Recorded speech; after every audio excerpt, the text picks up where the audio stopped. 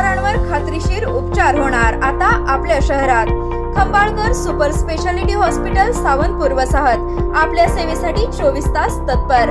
नवजात शिशु अतिदक्षता विभाग, अद्ययावत अतिदक्षता विभाग, अद्ययावत वंध्यत्व निवारण विभाग, व्हेंटिलेटर, सेंट्रल ऑक्सिजन, एम्ब्युलन्स सेवा, digital x ray, pathology lab, pharmacy, सुसज्ज operation theatre, joint replacement, cashless insurance सुविधा, मुख्यमंत्री सहायता निधीचा लाभ।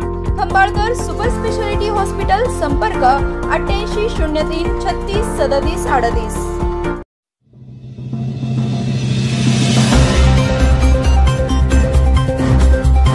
डॉक्टर पतंगराव कदम महाविद्यालय रामानंद नगरमध्ये वार्षिक पारितोषिक वितरण समारंभ मोठ्या उत्साहात संपन्न।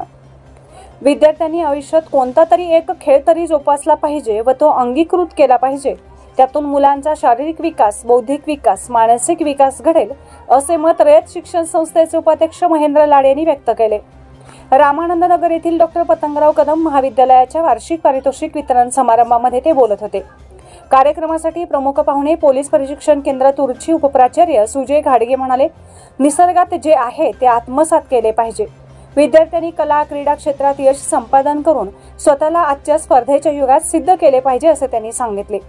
चालू शैक्षणिक वर्षी 2023-24 मध्ये महाविद्यालयाचे 6 विद्यार्थी इंडियन आर्मी पोलीस मध्ये भरती झाले, त्याबद्दल त्यांचा सत्कार करण्यात आला। महाविद्यालयातील 23 प्राध्यापकांनी चालू शैक्षणिक वर्षी राष्ट्रीय राज्यस्तरावर यश संपादन करून आपला ठसा उंचावलेला आहे। पुरस्कार, पेटंट, लेखन याबद्दल उल्लेखनीय कामगिरी केलेल्यांचाही यानिमित्त सत्कार करण्यात आला। स्वागत व प्रास्ताविक महाविद्यालयाचे प्राचार्य डॉक्टर यू.व्ही. पाटील यांनी केले। कार्याध्यक्ष डॉक्टर पी.बी. पाटील यांनी अहवालाचे वाचन केले।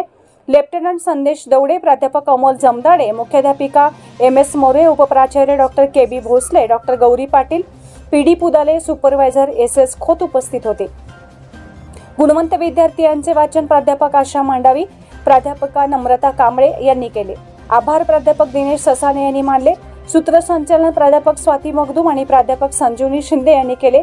यावेळी महाविद्यालयातील विद्यार्थी मोठ्या संख्येने उपस्थित होते।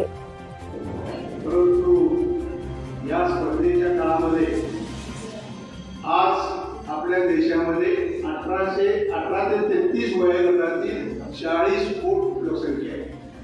म्हणजे 40 कोटी लोकांची स्पर्धा आता सध्या चालू आहे आणि या स्पर्धेमध्ये टिकायचं असेल तर आपल्याला आपलं मनोबल वाढवणं गरजेचं आहे, आपला आत्मविश्वास वाढवणं गरजेचं आहे की या 40 कोटीच्या स्पर्धकामध्ये मी कुठेतरी टिकून राहील आणि ते टिकून राहण्यासाठी